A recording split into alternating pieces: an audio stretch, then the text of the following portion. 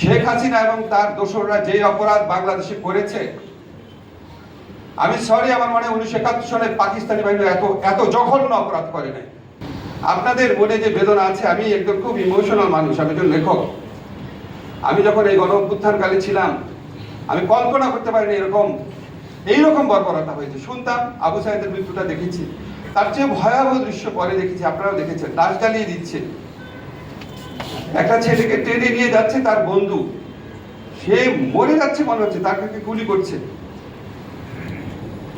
এগুলি দৃশ্য দেখলে যতবার দেখি মাথায় আগুন চেপে দেয় আর চোখ দিয়ে পানি পড়তে থাকে। আমি আন্তর্জাতিক আইন পড়েছি লয়ার স্টুডেন্ট হিসাবে। যুদ্ধক্ষেত্রে আপনার শত্রু যদি আনআর্ম থাকে, তার হাতে যদি কিছু না থাকে, যুদ্ধক্ষেত্রে আপনি তাকে গুলি করতে অ্যালাউড না। গুলি করলে সেটা যুদ্ধ অপরাধ।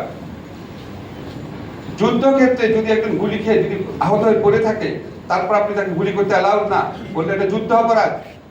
যুদ্ধের ময়দানে আপনি আহত লোককে যদি চিকিৎসা না দেন, সেটা যুদ্ধ অপরাধ।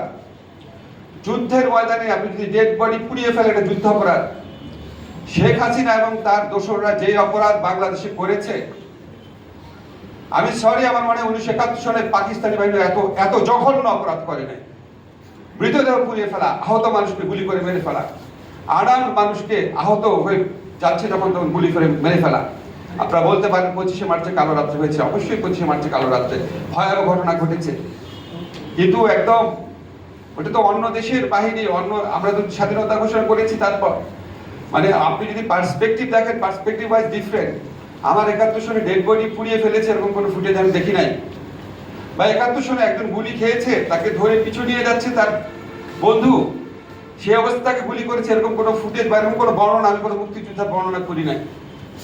অন্যরকম নৃশংসতা থাকতে পারে, কিন্তু এরকম নৃশংসতা কল্প করি নাই। আমরা তো মানুষ, এই বিচারের সাথে যারা ইনভলভ আছে, আমরা বেছে মানুষগুলোকে ঠিক করেছি। আমি তাদেরকে চিনতাম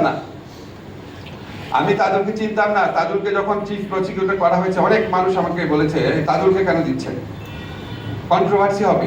আমরা কিসের কন্ট্রোভার্সি? আমার দরকার এরকম লয়ার যাকে 1000 কোটি টাকা দিয়ে কিনতে পারবে না। সরি, অনেক বড় বড় লয়ার আছে, আমার এই আস্থা নাই তাদের প্রতি।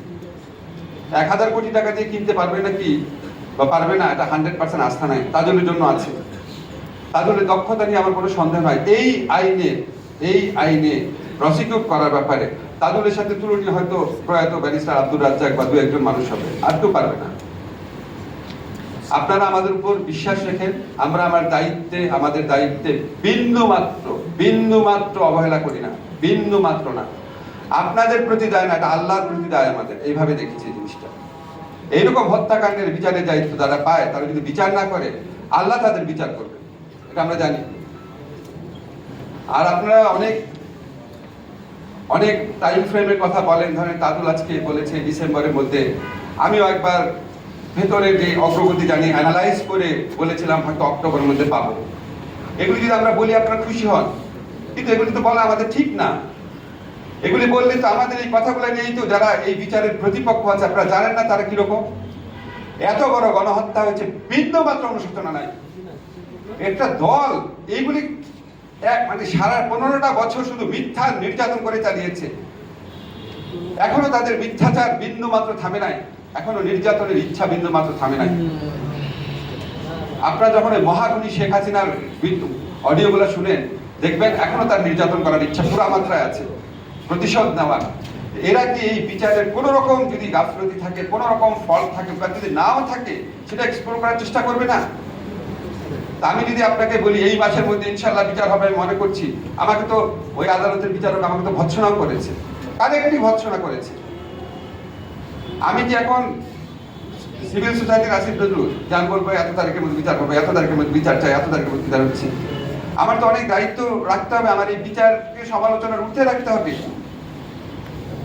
আপনাদের খালি একটা জিনিস বলি, আপনারা মনে রেখেন, এই বিচারে আপনাদের হতাশ হওয়ার কিছু নাই।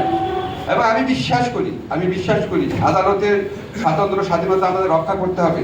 বলতে পারি না যে আমি অবশ্যই হবে, বলতে পারি না, এটা আমি বিশ্বাস করি। এই প্রক্রিয়ায় বিচারে হচ্ছে, ইনশাআল্লাহ আমাদের সরকারের আমলে আপনারা কাঙ্ক্ষিত যেই মামলাগুলোর রায় চাচ্ছেন সেগুলি পাবেন ইনশাআল্লাহ।